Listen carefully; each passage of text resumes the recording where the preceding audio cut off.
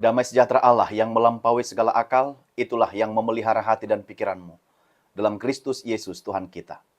Amin. Bapak, Ibu, dan saudara-saudari yang dikasihi oleh Tuhan kita Yesus Kristus, firman Tuhan bagi kita dalam ibadah minggu hari ini tertulis dalam kitab 2 Korintus pasal 8, ayat 1 hingga ayat 7. Demikian. Saudara-saudara, kami hendak memberitahukan kepada kamu tentang kasih karunia yang dianugerahkan kepada jemaat-jemaat di Makedonia.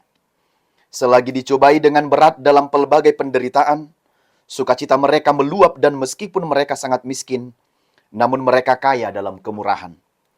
Aku bersaksi bahwa mereka telah memberikan menurut kemampuan mereka, bahkan melampaui kemampuan mereka. Dengan kerelaan hati, dengan kerelaan sendiri, mereka meminta dan mendesak kepada kami, supaya mereka juga beroleh kasih karunia untuk mengambil bagian dalam pelayanan kepada orang-orang kudus. Mereka memberikan lebih banyak daripada yang kami harapkan. Mereka memberikan diri mereka, pertama-tama kepada Allah, kemudian oleh karena kehendak Allah juga kepada kami. Sebab itu kami mendesak kepada Titus, supaya ia mengunjungi kamu dan menyelesaikan pelayanan kasih itu, sebagaimana ia telah memulainya. Maka sekarang, sama seperti kamu kaya dalam segala sesuatu, dalam iman, dalam perkataan, dalam pengetahuan, dalam kesungguhan untuk membantu, dan dalam kasihmu terhadap kami, demikianlah juga hendaknya kamu kaya dalam pelayanan kasih ini. Demikian firman Tuhan. Bapak, Ibu, dan saudara-saudari yang terkasih dalam nama Tuhan kita Yesus Kristus, memberi atau berbagi itu tidak harus menunggu kaya. Sekali lagi, memberi atau berbagi tidak harus menunggu kaya. Tidak harus menunggu melimpah kepunyaan dan harta kita.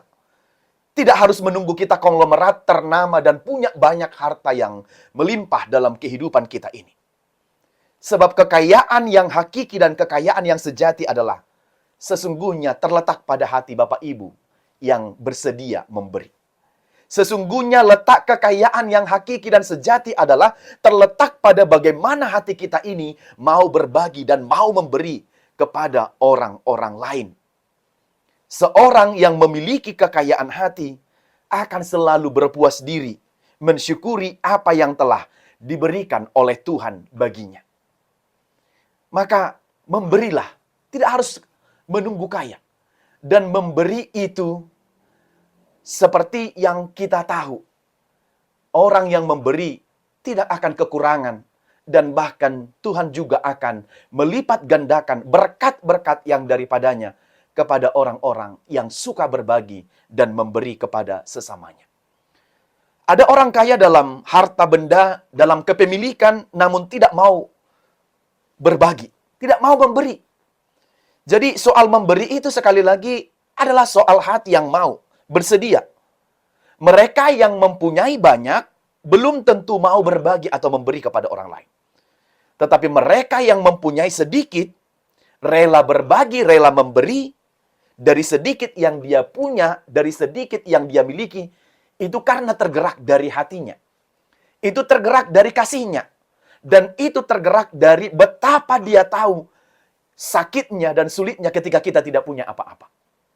Menderitanya kita ketika kita tidak memiliki apa-apa dan orang lain tidak ada yang menolong dan membantu kita. Itu yang paling sakit. Maka ketika ada orang-orang yang susah memberi, ketika ada orang-orang yang dibilang dalam kehidupan yang sederhana pun belum, tetapi mereka mau dan rela memberi, karena mereka menyadari dan memahami betapa sakitnya dan sedihnya ketika kita membutuhkan, tetapi tidak ada orang yang memberi kepada kita. Tidak ada orang yang mau berbagi kepada kita. Bapak, Ibu, dan Saudara, demikian dengan firman yang kita dengarkan pada hari ini. Dijelaskan tentang jemaat di Makedonia itu yang mau berbagi dan memberi kepada orang-orang percaya lainnya. Meskipun mereka tengah dalam kekurangan atau miskin. Jemaat di Makedonia itu tergolong orang-orang yang miskin. Termasuk jemaat-jemaat yang dalam kekurangan. Yang bisa dikategorikan mereka pun perlu ditolong. Mereka pun perlu disantuni dan mereka pun perlu dibagi. Dan kepada mereka pun perlu dilakukan gerakan aksi sosial supaya mereka terbantu dalam kehidupan mereka dan dalam kehidupan berjemaat. Namun apa yang terjadi? Malah mereka yang miskin dan kekurangan itu memberi. Jadi dalam firman ini kita lihat bagaimana yang diharapkan seharusnya mereka itu yang harus disantuni, diberi, justru malah mereka yang memberi kepada jemaat yang lebih membutuhkan kala itu. Paulus seharusnya datang ke Makedonia berjumpa langsung dengan jemaat-jemaat di situ. Namun karena kesulitan yang dihadapi, maka Timotiuslah. Ada pergumulan besar ketika itu yang tidak bisa dihindarkan. Lalu Paulus tidak jadi datang ke Korintus. Lalu dia mengutus Timotiuslah yang diutus, yang harus diutus ke sana. Dia diutus untuk melakukan aksi, untuk menjadi perpanjangan tangannya Paulus untuk melakukan aksi sosial dan untuk menyampaikan pesan yang akan dilakukan oleh Paulus di sana. Maaf, Titus bukan Timotius. Tituslah yang diutus ke sana. Banyak pesan yang disampaikan Paulus dalam suratnya itu, terlebih supaya mereka tidak menyia-nyiakan kasih karunia yang diberikan oleh Tuhan. Jadi, dan melalui suratnya itu, Paulus memberitahukan kepada jemaat di Korintus, supaya mereka juga turut membantu jemaat yang dalam kekurangan kala itu. Meniru dan mencontoh bagaimana perbuatan jemaat di Makedonia yang memberi meski dalam kekurangannya. Mereka juga diminta berlaku dan bertindak seperti jemaat di Makedonia untuk turut membantu jemaat di Yerusalem yang pada waktu itu tengah dalam pergumulan karena di Yerusalem terjadi kelaparan yang sangat besar. Maka diingatkan untuk mereka tetap rajin dalam melakukan pelayanan kasih, mengingat kasih karunia yang telah diberikan oleh Tuhan kepada mereka, dan supaya mereka dapat juga melayani sesama mereka dengan pelayanan kasih. Dan itu juga harus dilakukan oleh orang-orang yang percaya kepada Tuhan. Maka pada waktu itu terjadi kelaparan di Yerusalem karena rusaknya hasil pertanian mereka. Maka Paulus meminta kepada jemaat atau orang-orang Kristen untuk mengumpulkan bantuan mereka yang akan dikirimkan kepada jemaat yang ada di Yerusalem ketika itu. Dan termasuk kepada jemaat di Korintus. Dan Paulus dalam hal ini menjadikan jemaat Makedonia menjadi motivasi, semangat, atau dorongan kepada jemaat di Korintus itu dalam hal memberi. Kenapa? Karena Makedonia yang tergolong miskin itu, yang serba kekurangan itu, ternyata bisa menjadi contoh dan teladan dalam hal memberi. Maka Paulus memotivasi dan mendorong jemaat di Korintus untuk melihat dan berkaca kepada jemaat yang ada di Makedonia itu, demikianlah juga jemaat di Korintus itu kiranya mau berbuat, berbagi, dan memberi. Bagaimana orang Kristen kala itu bisa saling menolong? Dalam ayat 1-5 telah dijelaskan tentang bantuan yang dilakukan oleh jemaat di Provinsi Makedonia. Termasuk Provinsi Makedonia itu mencakup Tesalonika, Filipi, Berea, dan daerah-daerah yang lain yang didirikan oleh Paulus dalam pergumulan dan kesulitan ketika itu. Ini juga menjadi contoh kepada jemaat di Korintus tentang bagaimana jemaat bisa hidup saling membantu. Nah, oleh karena itu dikatakan kasih karunia Allah yang mendorong jemaat di Makedonia untuk membantu. Sekali lagi Bapak Ibu, kasih karunia Allah lah yang mendorong jemaat di Makedonia untuk membantu. Itu yang kita lihat dalam ayat yang pertama. Kami hendak memberitahukan kepada kamu tentang kasih karunia yang dianugerahkan kepada jemaat-jemaat di Makedonia. Jadi kasih yang mendorong mereka ketika mereka mau membantu orang-orang yang membutuhkan, termasuk jemaat di Yerusalem. Maka inilah dorongan semangat yang diberikan oleh Paulus kepada jemaat di Korintus. Inilah dasar bagi orang Kristen juga zaman ini, waktu ini, dan sepanjang zaman untuk semangat dalam memberi. Kalau Bapak Ibu memberi, maka dasarnya adalah harus didorong oleh kasih yang dari Tuhan. Karunia yang kita peroleh dari Tuhan.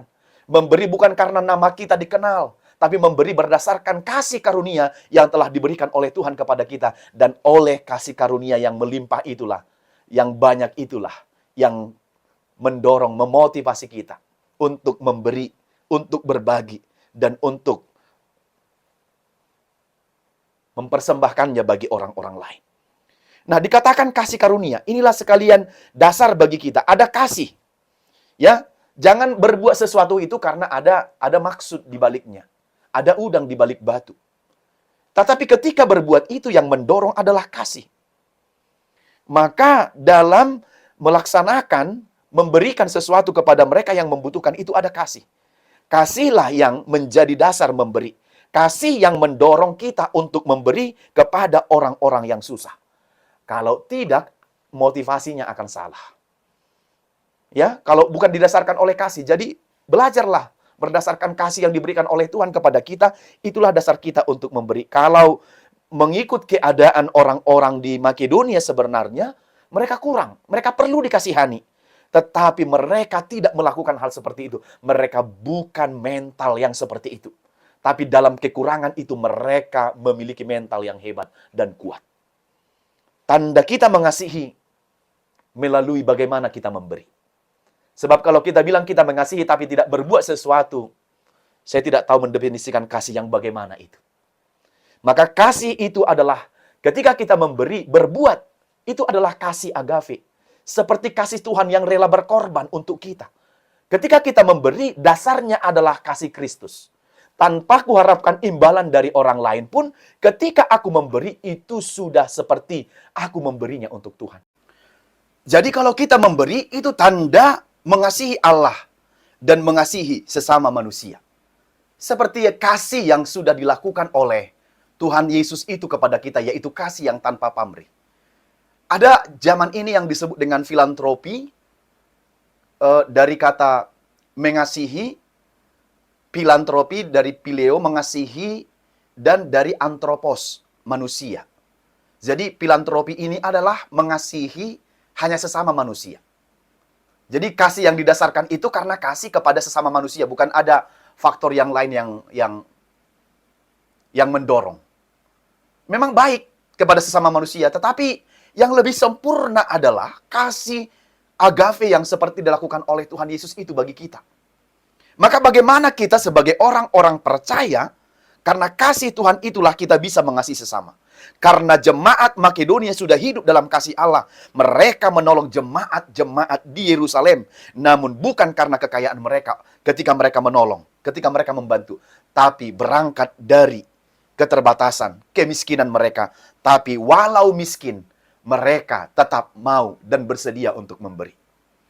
Sebenarnya jemaat di Makedonia menurut ayat 2 itu juga kala itu dicobai dengan berbagai masalah yang berat. Dalam pelbagai penderitaan.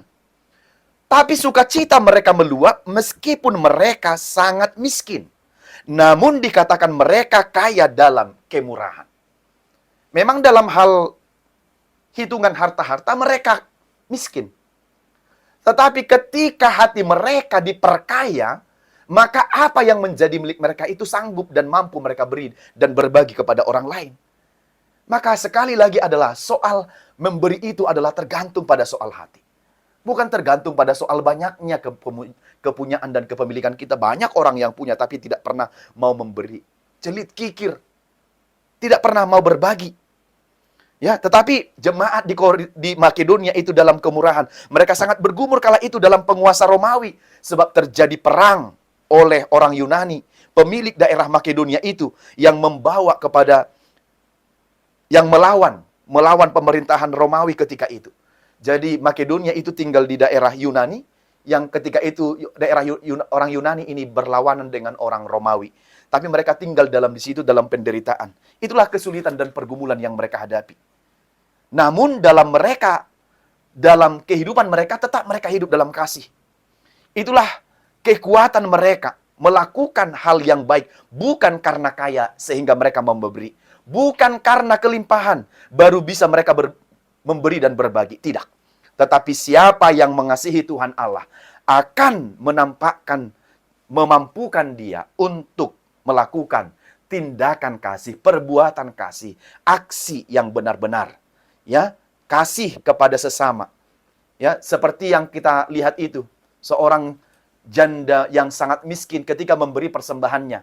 Dan Yesus berbicara kepada muridnya, persembahan siapakah dari mereka yang lebih banyak? Ketika ada orang kaya yang memberi dari kelimpahannya dan dibanding dengan seorang yang miskin itu yang memberi dari semua kemiskinannya, semua miliknya dia persembahkan, sementara orang kaya itu memberi dari kelimpahannya. Bapak, Ibu, dan Saudara yang dikasihi oleh Tuhan kita Yesus Kristus, kalau di kehidupan sekarang ini mungkin orang akan bilang, aku aja masih kurang. Ya, belum kaya, belum bisa bantulah. Mikir-mikir dululah. Mengandalkan ego lah. Bagaimana berbagi? Aku pun kurang gitu. Aku pun kurang. Inilah yang terus menghambat kita untuk menunjukkan kasih Tuhan dalam kehidupan kita kepada orang lain. Disinilah kita sangat tidak bisa mempertunjukkan bagaimana kasih Tuhan itu dalam kehidupan kita. Lewat membatasi kemampuan kita kepada orang yang membutuhkan.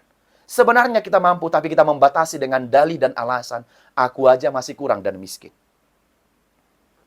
Masih lebih miskin Makedonia ketimbang Korintus. Namun mereka sungguh-sungguh menunjukkan kasih untuk teman seiman. Bahkan apa yang mereka berikan, katanya, lebih banyak dari apa yang diharapkan oleh Paulus. Ini sangat luar biasa. Yang diberikan oleh jemaat di Makedonia itu lebih dari apa yang dipikirkan oleh Paulus. Ayat yang ketiga katakan, aku bersaksi mereka memberi menurut kemampuan mereka, bahkan melampaui kemampuan mereka. Paulus menyaksikannya. Bukan gombal, bukan omong kosong, bukan. Bukan supaya orang lain tertarik dengan omongan Paulus. Bukan supaya mempengaruhi supaya orang ini lebih banyak. Tidak. Dia bersaksi di dalam Tuhan mengatakan mereka bahkan memberi melampaui kemampuan mereka. Ini yang luar biasa. Kalau kita, bagaimana? Nggak makan laku gara-gara dia. Jadi nggak menikmati hidup ini laku gara-gara dia. Ya dicarilah. Semua orang harus mengeluarkan keringat supaya makan, begitu. Bahkan dikatakan melampaui kemampuan mereka. Bahkan tidak sampai di situ. Di ayat yang keempat, mereka minta supaya mereka juga beroleh kasih karunia untuk mengambil pelayanan kepada orang-orang kudus. Mereka pun mau turut dalam pelayanan itu. Tidak hanya memberi melampaui kemampuan mereka, tapi mereka juga minta supaya kami juga ikut dilibatkan, diberdayakan untuk turut dalam pelayanan-pelayanan kepada orang-orang kudus. Ini sangat luar biasa sekali. Sangat mulia sekali hatinya. Di samping hatinya mulia, suka memberi. Saya pikir ini adalah contoh jemaat yang menjadi teladan dalam kisah Alkitab yang juga pada zaman sekarang ini bisa kita contoh dalam kehidupan berjemaat. Supaya gereja tidak hanya egois untuk dirinya sendiri, mungkin sudah harus bisa menolong orang lain, jemaat yang lain. Kalau kita bilang kita masih miskin, butuh pembangunan, butuh apa? Yang namanya di gereja itu tidak akan pernah selesai yang namanya kebutuhan-kebutuhan. Tapi bukan menghalangi kita untuk membantu dan menolong orang lain dalam berbuat dan berbagi. Yang luar biasa adalah mereka sudah memberi kepunyaan, memberi diri dalam pelayanan, memberi waktu untuk pelayanan. Ini luar biasa. Padahal jemaat biasa loh. Kalau hari-hari ini yang sudah terbilang pelayan aja pun malas untuk melakukan tugas pelayanannya. Banyak dalih yang bilang kami bukan pelayan inilah, kalianlah yang harus lebih ini. Kalian kan pelayan full timer, dapat begini dan begitu. Kami bisalah santai-santai duduk-duduk. Seperti tidak memiliki tanggung jawab apapun di hadapan Tuhan. Maka Bapak, Ibu, dan Saudara yang dikasihi Tuhan Yesus, maka Paulus bilang, mereka memberikan lebih banyak daripada yang kami harapkan. Mereka pertama-tama memberi diri pada Allah. Memberi diri pada Allah. Orang yang sudah memberi diri pada Allah, itulah kunci utama. Pertama-tama, kata Paulus. Berarti bukan yang lain. Yang pertama-tama mereka sudah memberi diri pada Allah, ya sudah. Kalau sudah memberi diri pada Allah, pelayanan apapun, kegiatan apapun, aksi apapun, pasti mereka lakukan seturut dengan apa yang mereka sanggup. Bahkan di luar dari kemampuan, melampaui dari kemampuan mereka. Juga kepada pelayanan hambanya, kepada Paulus, di luar dari perkiraan Paulus. Sudah memberikan tenaga, memberi pemberian-pemberian, harta, dan sebagainya juga. Maka dalam ayat 6, dikatakan oleh Paulus, aku sudah mengutus Titus supaya menjelaskan pelayanan di situ. Dan di ayat 10 nanti bandingkan, boleh Bapak Ibu kalau kita baca seterusnya dalam ayat 10. Memang sudah sejak tahun yang lalu kamu mulai melaksanakannya dan mengambil keputusan untuk menyelesaikannya juga. Katanya, kepada jemaat di Makedonia, begitu cepat mereka menolong, tanggap, responsif begitu. Tetapi kepada jemaat di Korintus, sudah 1 tahun lalu, belum juga selesai pengumpulan untuk dana sosial bagi jemaat di Yerusalem. Hati-hati juga ini ya, menjadi contoh jemaat yang kalau dibilang mengumpulkan bagian sosial, merasa paling miskin sekalipun. Aku juga paling miskin, tidak boleh membantu, belum bisa membantu orang lain. Nah, oleh karena itu, ini jangan menjadi penyakit gereja zaman inilah. Gereja yang berdiakonia, gereja yang hidup. Kalau Makedonia dalam kemiskinan ya bisa, apalagi dengan Korintus. Tapi Korintus menunda-nunda. Sudah 1 tahun bantuannya tidak kunjung tiba. Tidak selesai-selesai dalam pengumpulan. Titus diutus supaya segera lakukan pelayanan kasih, caritas kepada orang-orang yang membutuhkan itu. Jelas bahwa jemaat di Makedonia ini punya kelebihan yang luar biasa. Dalam segala hal, mereka dalam iman, dalam ucapan, dalam pengetahuan, dalam kerajinan, dalam kasih yang mereka lakukan itu semua sangat baik. Dan Paulus sudah menyaksikannya. Begitupun diharapkan kepada jemaat Korintus. Tirulah, contohlah jemaat yang miskin itu. Tetapi suka memberi. Dan inilah menjadi contoh dan tiruan kepada banyak jemaat hari-hari ini yang sibuk dan egois, hanya memikirkan diri sendiri, tetapi sangat sulit ketika dikatakan untuk berbagi dan membantu orang lain. Kita pun masih miskin, butuh pembangunan, butuh A, B, C, dan D. Contoh seperti tiruan teladan yang dilakukan oleh jemaat Makedonia ini. Inilah contoh keteladanan jemaat sepanjang abad, sepanjang masa, kapanpun, untuk mau berbagi dan memberi. Tidak menunggu kaya dulu, tidak menunggu melimpah dulu. Jangan-jangan setelah melimpah pelit, sibuk dengan diri sendiri, sibuk melayani ego sendiri, sibuk dengan apa yang dia mau sendiri. Hati-hati. Nah, oleh karena itu ayat 7 dan ayat yang terakhir dalam firman ini dikatakan, mereka sekarang atau kamu, Korintus, kaya dalam segala iman, haruslah kamu kaya dalam segala iman. Perkataan, pengetahuan, kesungguhan untuk membantu kasih terhadap rasul-rasul itu, dan hendaklah kamu kaya dalam pelayanan kasih. Beginilah yang diharapkan oleh Paulus kepada jemaat di Korintus. Dan ini pula lah yang diharapkan oleh Tuhan kita kepada gereja-gereja, jemaat-jemaat saat ini. Sesungguhnya bukan terus menganggap diri paling miskin, tidak bisa membantu, tetapi harus mau membantu, berbagi, dan mau marsitupahan. Mau saling berbagi. Ingat, kalau Tuhan memberi banyak, tanggung jawab kita berarti banyak. Kalau Bapak Ibu dikasih banyak, berarti banyak yang kita pakai untuk menolong orang yang kekurangan. Sebab berkat-berkat itu sendiri diberikan kepadamu bukan supaya untuk kamu nikmati saja. Di dalamnya sudah terdapat berkat yang harus dinikmati oleh orang lain. Bicara di gereja, ada orang-orang penyakitnya sekarang ini. Kalau bicara soal gereja, paling miskin sekali. Tapi ketika berbicara di luar, paling kaya, paling banyak hartanya. Tidak bisa diimbangi. Bahkan terbilang terkaya dalam satu kampung, satu persekutuan, satu tempat itu, satu desa, satu lorong itu. Tapi berbicara soal di gereja, sangat pelit dan tidak mau berbagi dan memberi. Ya, merasa paling miskin sekalipun. Gerakan diakoni untuk orang miskin pun harus sampai kepada dia meski dia kaya, punya mobil banyak. Maka inilah juga yang menyadarkan kita supaya orang lain dan tujuan dari aksi sosial itu sampai ke orang yang membutuhkan. Maka hendaklah kita yang merasa kita bisa dan mampu, belum menderita orang yang kita lihat untuk perlu ditolong dan dibantu itu, supaya tujuannya tepat, sasarannya tepat, orang yang dituju tepat, maka bolehlah kita dengan tulus mendoakan mereka dan berbagi kepada mereka. Jadi supaya ada keseimbangan. Supaya boleh menikmati anugerah Tuhan itu bersama-sama dalam semua perjalanan kehidupan kita. Bukankah itu yang ditunjukkan oleh Yesus kepada kita? Yesus Kristus yang kaya itu sebelumnya menjadi miskin supaya kita kaya karena kemiskinannya. Yesus itu kaya, tapi dia rela miskin supaya kita kaya dalam kemiskinannya. Maka lakukanlah pelayanan kasih. Bergeraklah terus melakukan pelayanan-pelayanan yang terbaik dalam kehidupan kita. Maka melalui firman ini yang pertama, hiduplah dalam pelayanan kasih. Lakukan sebanyak apapun yang bisa kita kerjakan dan kita lakukan. Tuhan melihat perbuatan-perbuatan kita. Menambahkan berkat-berkatnya bagi kita. Supaya juga ada kita bagi orang-orang yang membutuhkan. Melalui kita menjadi saluran berkat bagi banyak orang. Yang kedua, menolong sesama.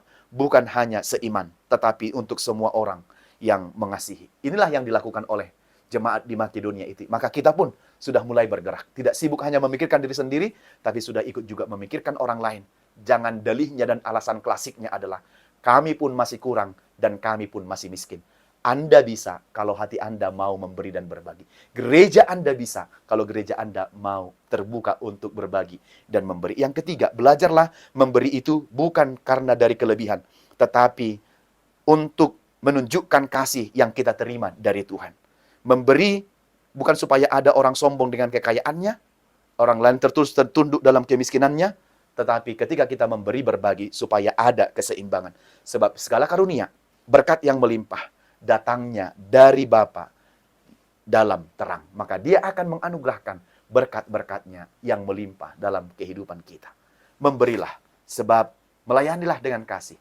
Sebab Tuhan menyertai, menolong, dan melihat pelayanan-pelayanan kita. Amin. Tuhan memberkati.